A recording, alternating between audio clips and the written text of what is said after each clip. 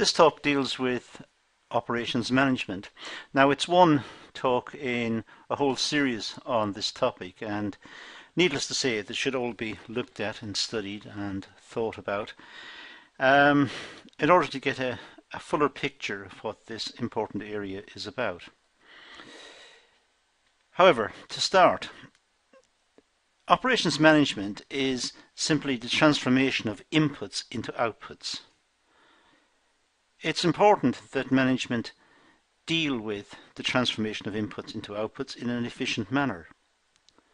So it takes raw materials or components or whatever, and it uses a combination of labour, capital, land, and resources, mental resources, to convert the inputs, let's say the raw materials, into outputs.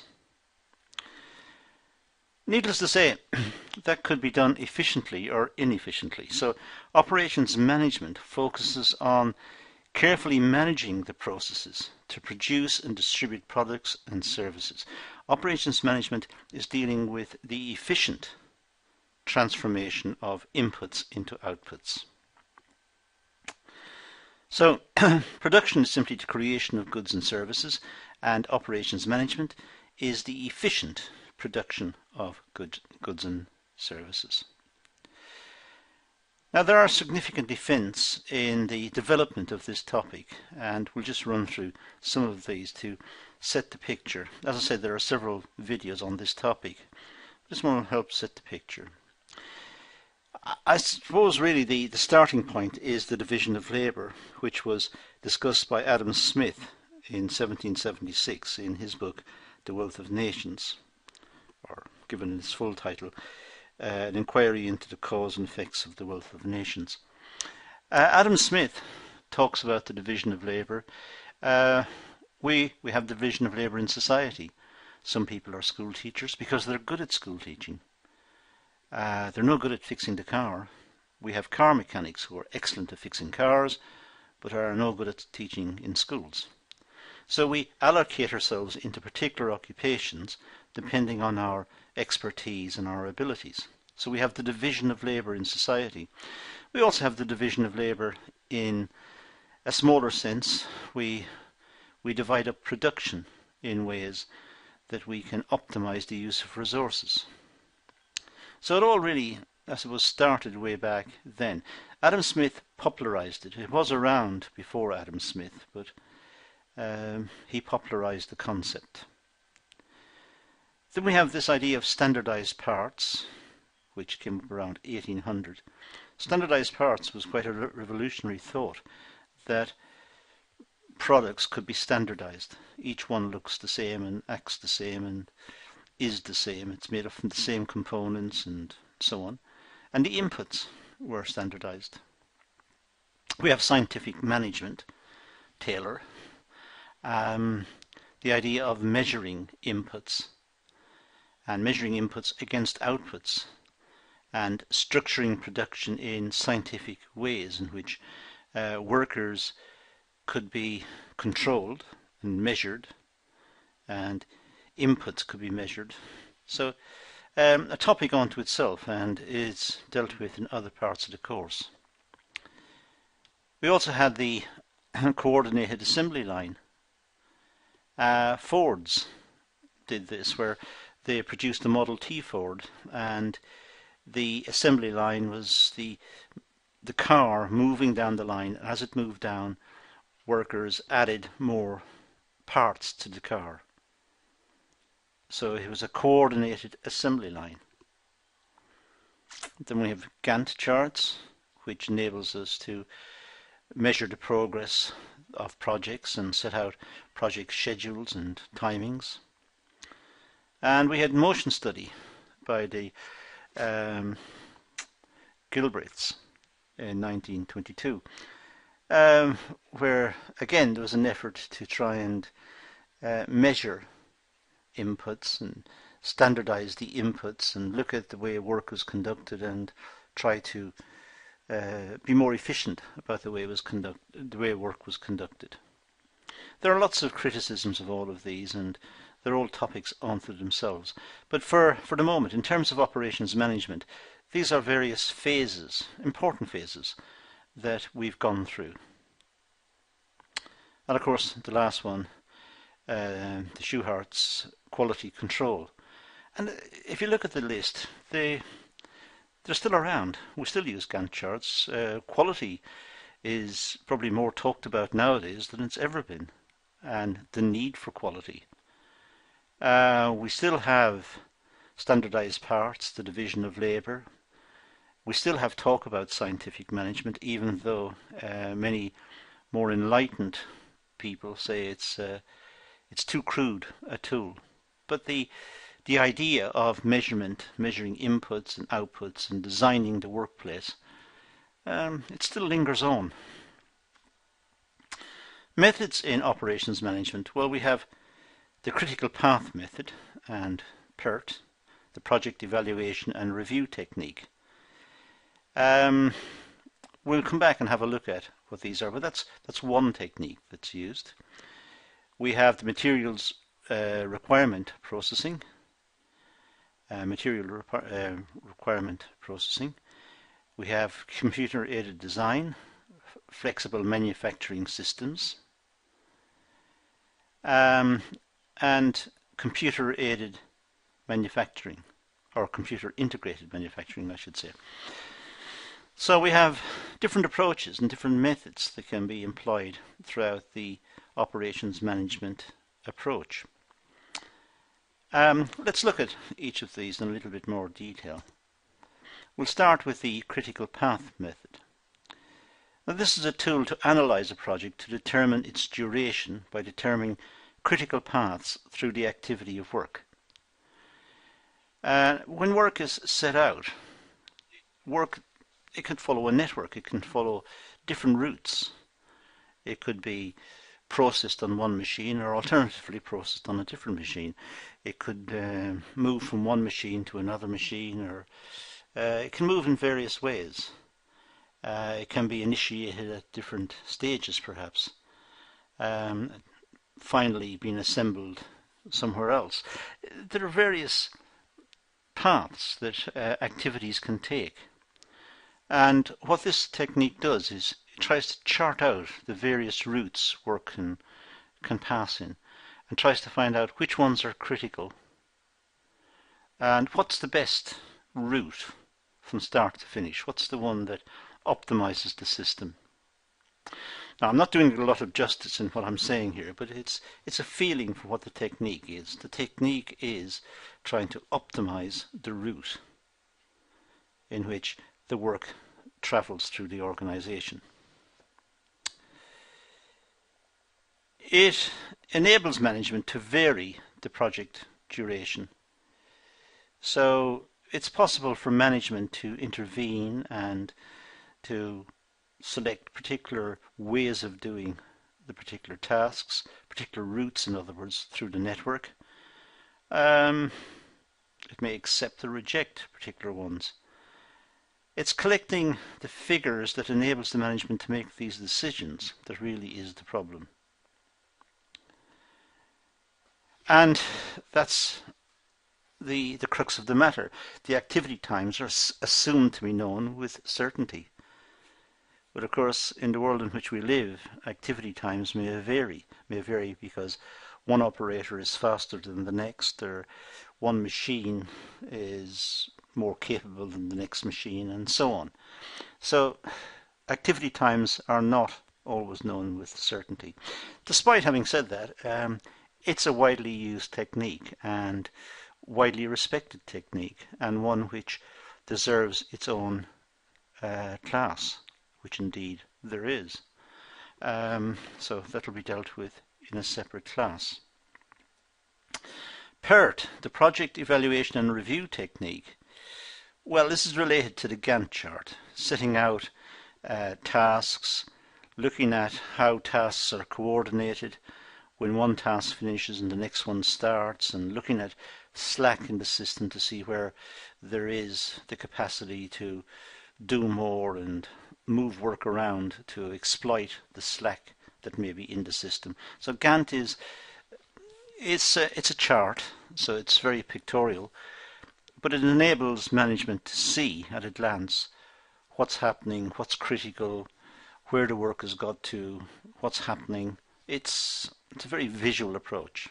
It allows for randomness, and that's the difference between this and many of the other techniques. We don't always know when projects are going to be completed. The world in which we live have got uncertainties. Things happen. Machines break down. Workers are off ill. Things happen. Companies promise deliveries, supplies, and they don't arrive. So what happens is we may fix several times for each activity, and this variation is considered to be more realistic. We could set times. We can imagine that some tasks will take longer than others, and we can imagine the times that they will take, and we hope that it'll be met within that time frame and the next task can start. And through this process we try to optimize the system.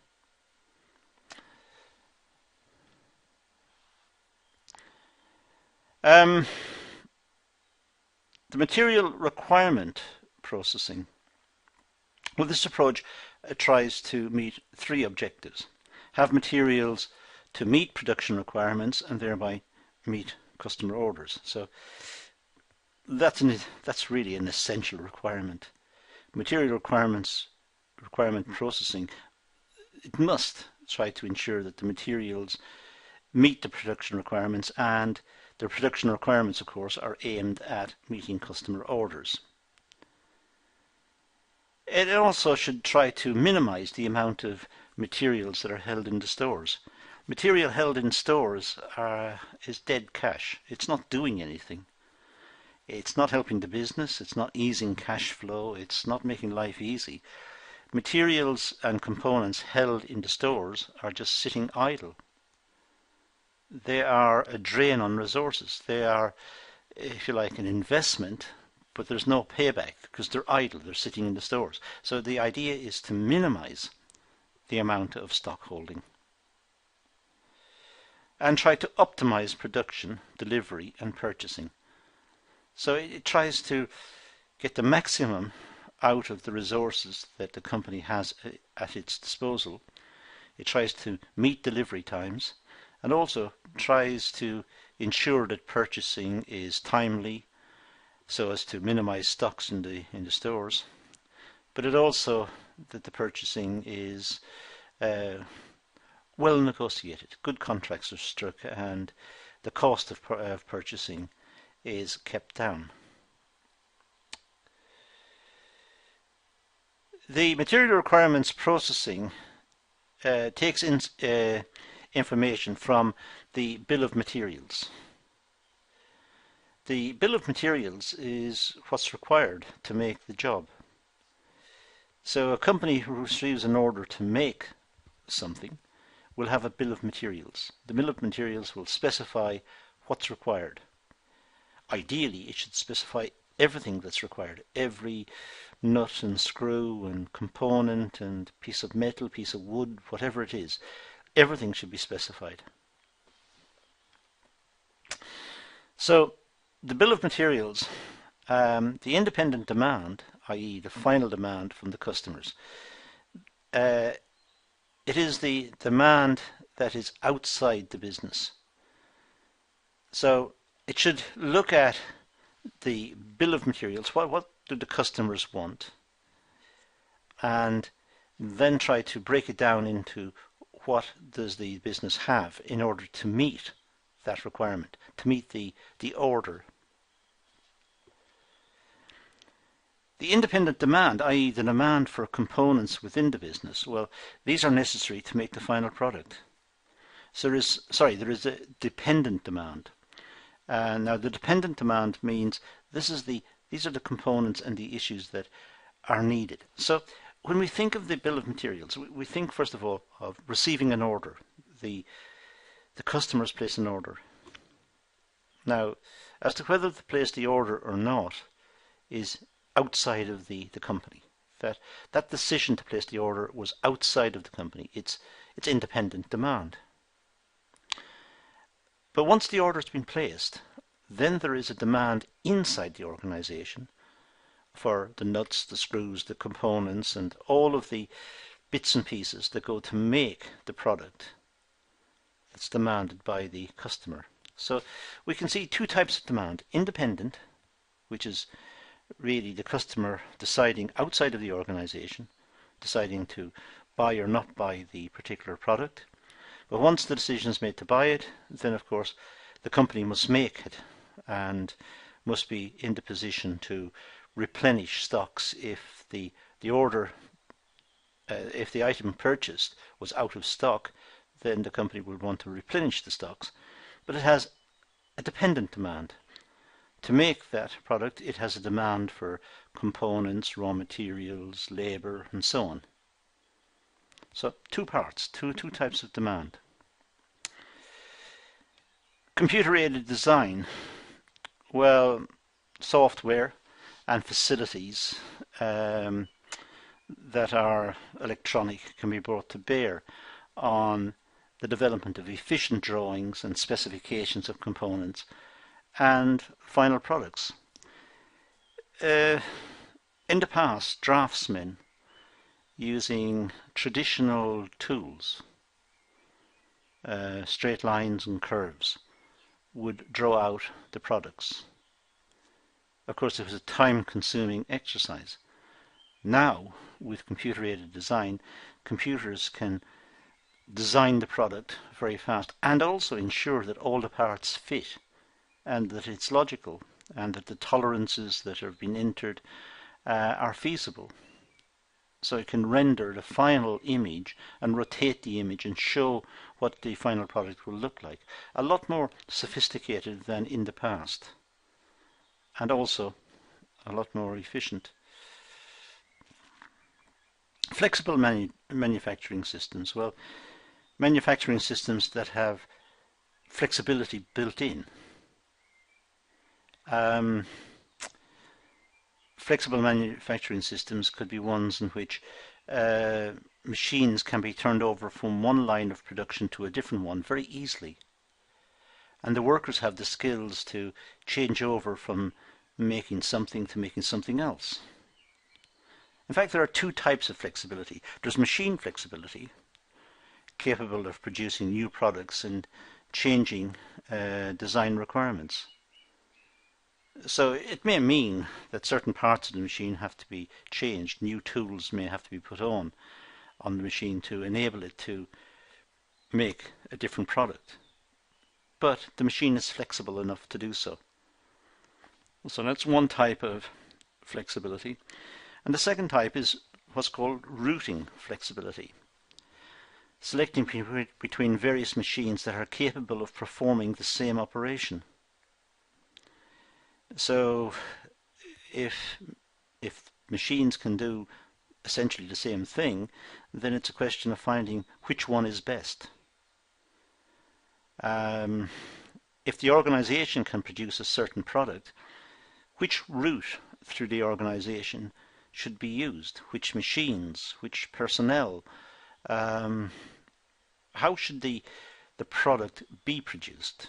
So it's marrying up the requirements of the customer together with delivery date, marrying up those requirements and looking at what resources are available and plotting out the most appropriate route through the organization to make the product. Integrated manufacturing, computer integrated manufacturing. This is using computers to control the entire production process. Many companies may have computers controlling particular parts of the production process. For example, some drilling machines or milling machines may be operated by computers who know exactly what the tolerances are and where to make the cuts and where to process the materials. And those would be controlled by computers, but they are in a sense standalone. So there is a computer controlling a machine. It's also possible that the whole plant, all of the machines, since they are computers, they're networked, so that each part of the network can be monitored by technicians and by engineers and by the clever people who deal with these things, who can monitor the whole system. It's like a local area network. This would make manufacturing faster and more accurate. Faster because there's no uncertainty about where the job goes next. There's no negotiations to be conducted. When the job finishes one machine, they don't have to try and find where's the next machine that it's going to go to. It's all planned. The computer knows exactly where it's going. And it's more accurate. The work itself is accurate because the machines may be monitored by computers, and the computers know where the work is going to next. So it's much faster and much more accurate. And it's a closed loop system. Only get data internally. So it can't be corrupted. It's inside the factory. The factory contains all the information. It contains the machines and the computers and the data and the algorithms that the computers follow. It's all held internally. It is not open to wider sources of data. It gets its data from the sensors in real time. So if it's a milling machine, there will be sensors which will tell the machine the thickness of the metal and the surface of the metal and so on, and it'll know how much to cut. It'll know how much to process, because the sensors will determine it. Components of computer integrated manufacturing. Well, there must be appropriate data storage. The programs that the machines use must be stored somewhere. They must be stored on some media, hard drives or solid state or whatever it is. And there must be monitoring, and there must be interrogation facilities. So even though the computer system can be quite widespread throughout the factory and integrated, it still sometimes needs to be monitored. It could be just a security thing that people have, that somehow we like to see a human being watching the machines to make sure the machines are doing what was required of them. I suppose more importantly, bugs can creep in. Even though if it's a closed loop system, the chances of a bug are fairly small. But there might be a bug caused in the programming of the software, which hasn't manifested itself and only under very exceptional circumstances will appear. Well, if it did appear, it needs to be monitored. It needs to be checked. And also, management may need to interrogate the facilities to see where jobs have got to and what's planned next and if the material is available, and management need to check that the system is running as planned. After all, the management may need to link with the customers or with warehouses or with stockists outside of the factory, outside of the business, and people like to deal with people. Sensors and data input devices are very important in integrated manufacturing, computer integrated manufacturing. Sensors mean that the machines are able to determine what the job they need to do is. If the job requires a certain specification, the sensors tell it what it's got at the moment, tell it what is required, and it will then go about producing what is required. The sensors will very precisely tell it what is required. So it's able to manufacture to a very high tolerance. Software is what drives the system. That's the the other end. The hardware is what does the physical work. The software is what controls it. And the software should be fast and efficient and easy to use. It should be well designed and well laid out. So this has been an introduction to some of the topics that we encounter when we talk about operations management. This is just a brief discussion of some of these topics. There will be individual classes on some of them, for example, PERT and critical path analysis and so on, but they will come up more and more in other areas of your study as well. So it's important to be aware of them and to understand what they mean. But that's all I'm going to deal with in this session. I'm going to leave it at that and say thank you for watching.